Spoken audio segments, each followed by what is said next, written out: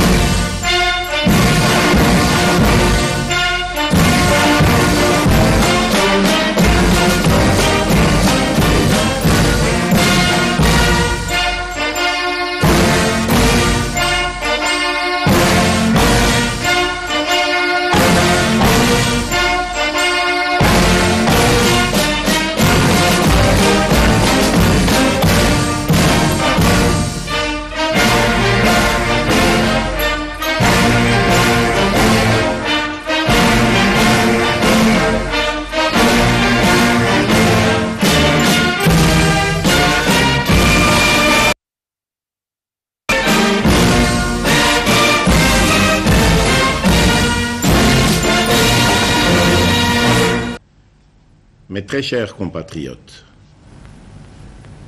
il vous souviendra qu'en date du 24 mars 2020, j'avais, par l'ordonnance numéro 20/014 du 24 mars 2020, proclamé l'état d'urgence sanitaire sur toute l'étendue du territoire national pour faire face à l'épidémie de Covid-19.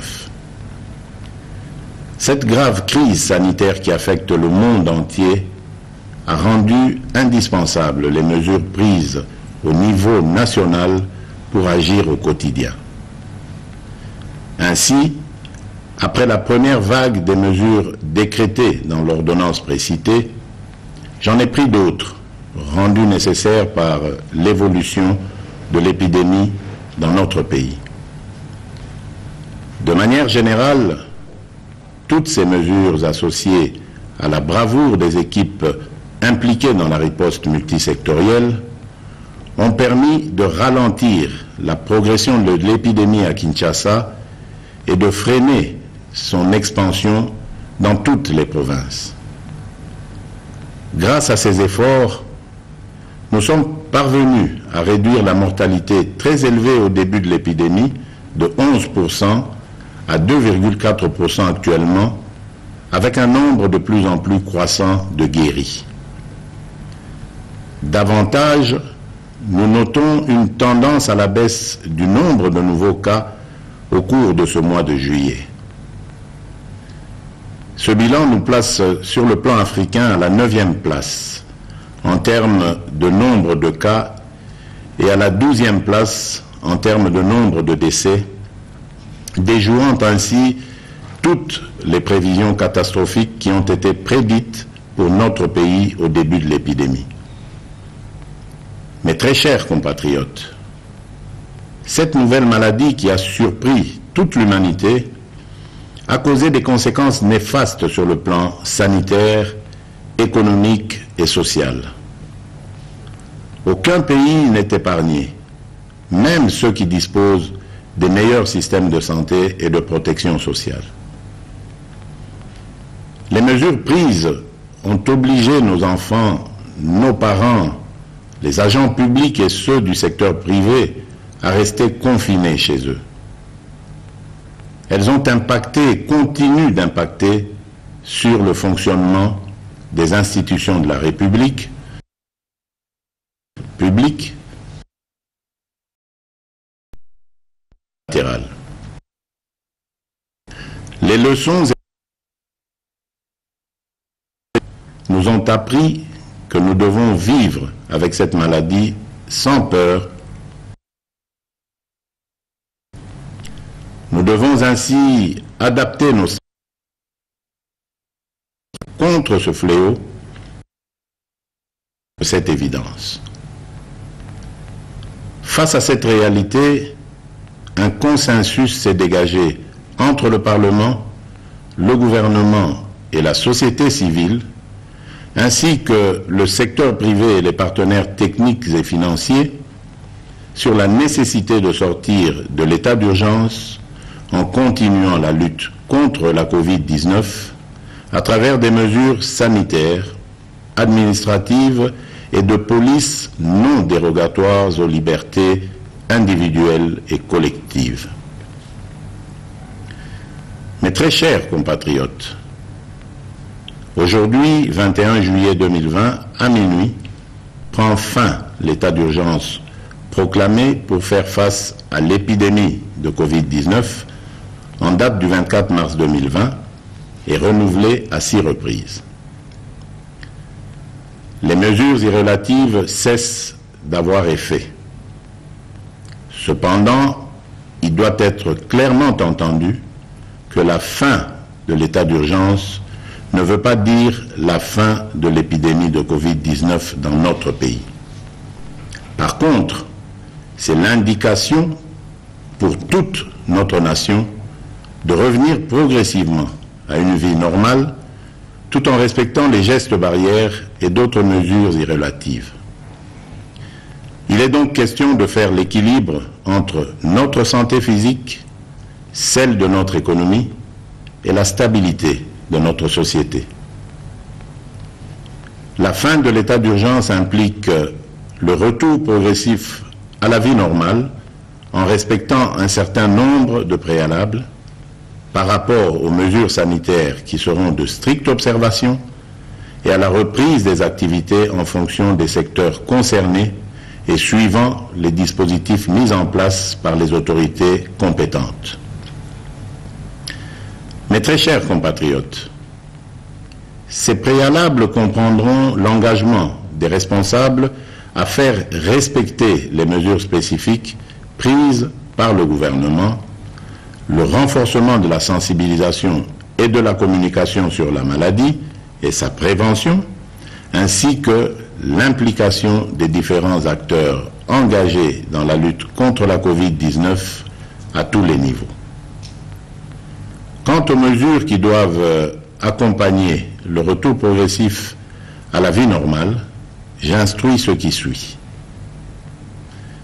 Premièrement, à partir de ce 22 juillet 2020, la reprise des activités commerciales, magasins, banques, restaurants, cafés, bars, entreprises, etc., la reprise des rassemblements, réunions et célébrations,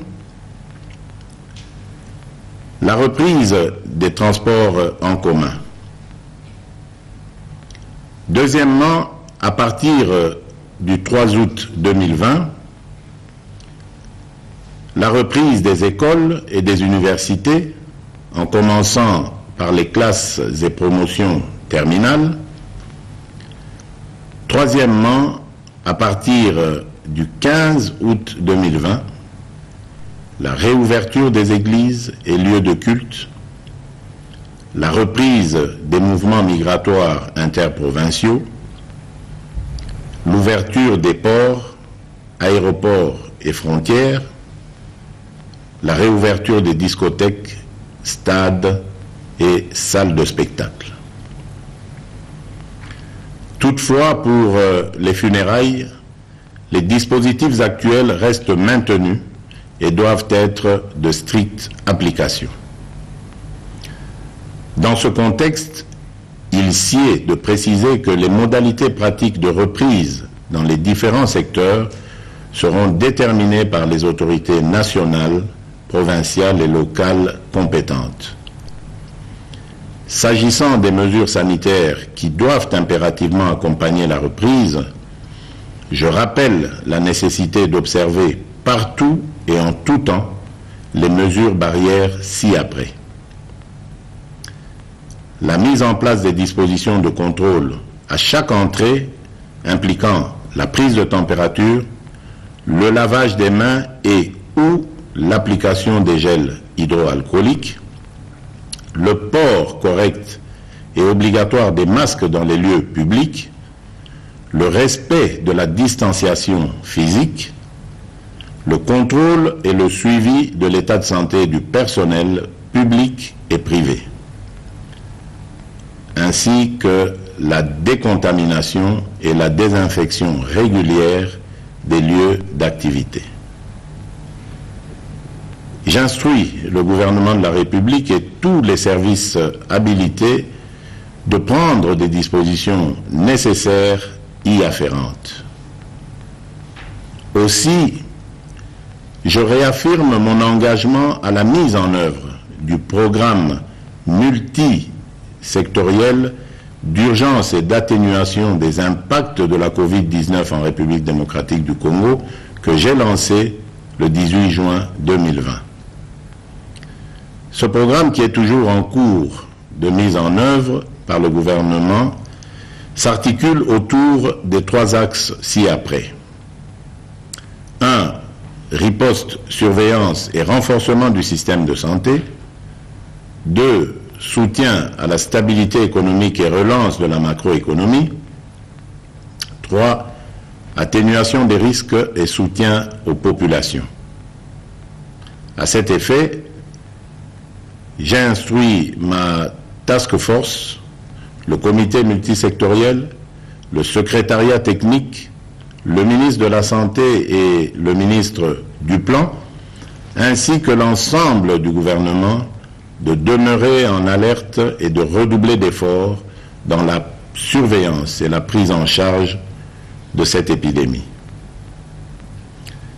Mes très chers compatriotes, je vous invite au respect strict des mesures barrières ci-dessus décrites et aux adaptations qui vous seront proposées par le gouvernement et les services compétents afin de prévenir toute nouvelle flambée des cas qui risquent de compromettre nos efforts collectifs de contrôle de cette épidémie.